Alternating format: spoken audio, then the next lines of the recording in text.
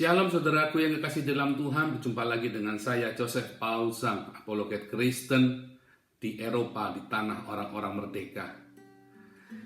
Di tahun lalu, tanggal 5 Mei tahun 2019, Tuhan memberikan sebuah nubuatan untuk Indonesia, dan hari-hari ini makin jelas terlihat bukti nyata penggenapan dari nubuatan ini. Anak-anak muda bangkit, ya, YouTubers, pemberani, yang mereka memberitakan Injil dengan lantang, mereka menyatakan kebenaran dengan lantang.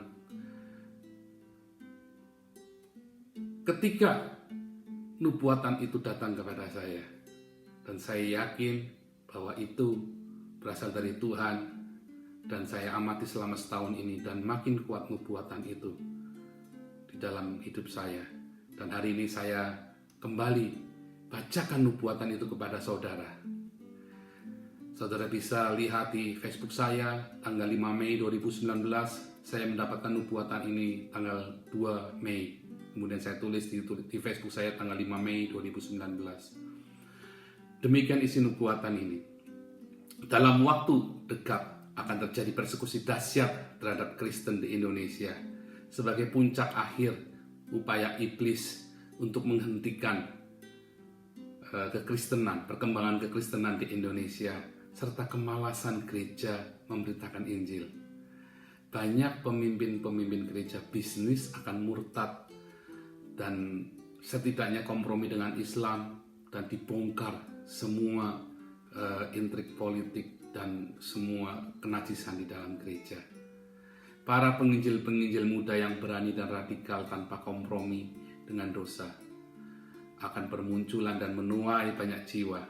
Mereka sangat militan dan disertai tanda ajaib yang tidak pernah dilakukan oleh mega church di Indonesia, mega church manapun. Ya, mereka sangat penuh dengan kasih dan penuh pengorbanan terhadap sesama manusia, sekalipun tidak seagama.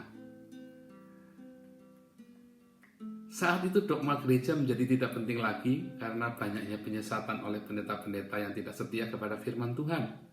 Melainkan pendeta-pendeta ini hanya memanipulasi ketidaktahuan jemaat untuk memperkaya dirinya sendiri dan menaikkan popularitasnya. Banyak anak-anak Tuhan yang militan akan meninggalkan gedung gereja yang megah dan menjadi solid di persekutuan-persekutuan doa keluarga yang sederhana dan hangat, penuh kasih sayang serta ketulusan hati tanpa kemunafikan. Orang-orang tua akan menjadi gembala bagi yang muda tanpa jabatan dan organisasi. Yang dewasa rohaninya akan menjadi pengajar jemaat tanpa mimbar, tanpa gelar, tanpa titel. Pusat keramaian, pasar, mal akan dipenuhi penginjil-penginjil yang menyerukan pertobatan di dalam nama Yesus Kristus dan mendemonstrasikan kuasa Yesus Kristus. Yang lumpuh akan berjalan, yang buta melihat, yang tuli mendengar, yang bisu akan berkata-kata. Yang kerasukan setan akan dilepaskan. Ibadah di pinggir jalan tanpa gedung dan hingar-bingar sound system yang mewah. Mereka akan mengalami aniaya oleh segerombolan ulama munafik dan bahkan oleh organisasi gereja sendiri yang juga mengadukan mereka ke aparat keamanan. Tidak akan terhentikan keberanian para penginjil ini karena mereka melihat tanda ajaib menyertai mereka. Tidak sedikit yang mati karena beratnya persekusi yang mereka alami. Mereka dipenjara, dikucilkan, bahkan dibunuh, ya. Namun mereka bersukacita karena mati saat melakukan tugas pemberitaan Injil, dianiaya, dikucilkan karena memberitakan Injil, dianggap sesat karena memberitakan Injil yang benar, yang murni. Kasih Kristus akan dinyatakan dan didemonstrasikan dengan nyata. Banyak orang bergabung dengan mereka menjadi komunitas yang besar tanpa organisasi dan gedung megah, melainkan karena kasih Kristus begitu nyata terpancar oleh kelompok-kelompok penginjilan ini. Banyak masalah kemiskinan dan kelaparan teratasi karena anak-anak Tuhan ini mengumpulkan kolekte dan perpuluhan bukan untuk membangun gedung gereja yang megah atau bermewah-mewah untuk hidupnya sendiri, melainkan mereka membeli makanan dan pakaian serta membantu yang miskin. Dana yang begitu besar mengalir deras tanpa ada satupun gedung megah yang dibangun. Tidak satupun penginjil muda yang berani ini memperkaya diri sendiri dan hidup mewah, melainkan mereka bahu-membahu memobilisasi dan membangun organisme tubuh Kristus yang makin kuat dan kokoh, bukan organisasi. Pengajaran teologi kemakmuran akan dilecehkan dan dibongkar, dipermalukan oleh karena penuh dengan tipu muslihat dari organisasi gereja. Namun tindakan nyata mengentaskan kemiskinan akan sangat nyata di dalam gerakan kebangunan rohani yang besar ini.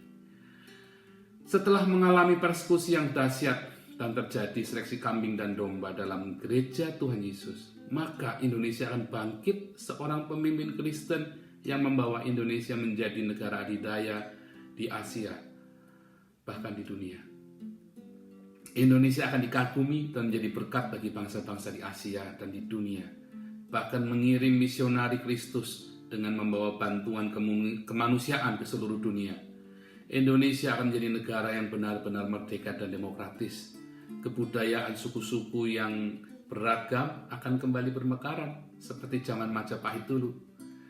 Kekristenan akan menjadi bagian dari budaya-budaya suku tersebut. Ajaran welas asih dan toleransi serta menghormati antar golongan. Nama Yesus Kristus akan dipuji dan disembah, dihormati dan dikagumi oleh bangsa Indonesia. Sementara Islam akan menjadi minoritas saja dan sangat moderat. Saat itu Indonesia akan disebut Gemah Ripah Loh Jinawi Tata Tentrem Kertara Harja, bangsa yang besar dan berjaya. Tidak ada warga negara Indonesia miskin lagi. Tidak ada daerah kantung kemiskinan lagi. Semua hidup dalam kesejahteraan sosial yang adil dan merata. Amin. Dan kalau saudara percaya dengan nubuatan ini, katakan juga sepakat, amin, dan itu akan terjadi dalam hidup saudara. Hari-hari ini nama Joseph Paulusa menggetarkan Mualaf Center Indonesia dan Abdullah Wasian Foundation dan seluruh orang-orang Islam di Indonesia. Saya hanya seorang manusia yang tidak layak, bekas orang yang tidak baik. Namun Tuhan pakai untuk menggoncang Islam di Indonesia. Namun Tuhan Yesus Kristus yang di dalam hidup saya akan membangkitkan orang-orang seperti saya, bahkan lebih dari saya. Dan mereka lebih militan, lebih berani dari saya, lebih smart dari saya dalam berapologet. Dan itu Tuhan sudah mulai nyatakan, YouTubers muda bangkit. Mereka tanpa gelar teologi, mereka tanpa gelar pastor, pendeta, mereka semua tanpa sumbangan dan perpuluhan dari jemaat. Mereka lakukan tanpa pamrih. Mereka lakukan dengan semangat dan banyak jiwa akan dimenangkan oleh YouTubers ini. Banyak orang-orang Islam digoncang imannya. Kalau saudara lihat semua penistaan agama, mayoritas pelakunya bukan orang non-Islam, melainkan orang Islam sendiri. Ya, saudara bisa cek penistaan agama di YouTube. Pelaku-pelakunya adalah orang Islam sendiri. Kenapa? Karena mereka mulai muak dengan agama Islam. Saudara yang percaya dengan nubuatan yang Tuhan sampaikan melalui hidup saya, katakan sepakat, amin. Dan itu akan terjadi untuk saudara dan untuk keluargamu. Dan mungkin engkau salah satu dari anak-anak muda yang dipakai Tuhan ini untuk menggoncang Indonesia. Dan mungkin engkau salah satu yang dipakai Tuhan untuk menunggangbalikan kesoliman di Indonesia.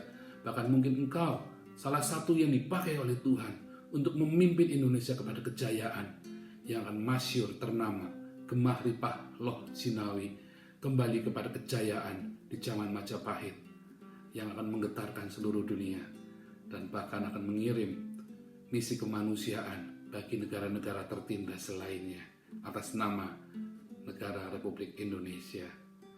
Di dalam nama Tuhan Yesus Kristus saya berdoa agar nubuatan ini juga terjadi dalam hidupmu dan semua orang yang percaya yang mendengarkan nubuatan ini. Dalam nama Tuhan Yesus Kristus. Amin.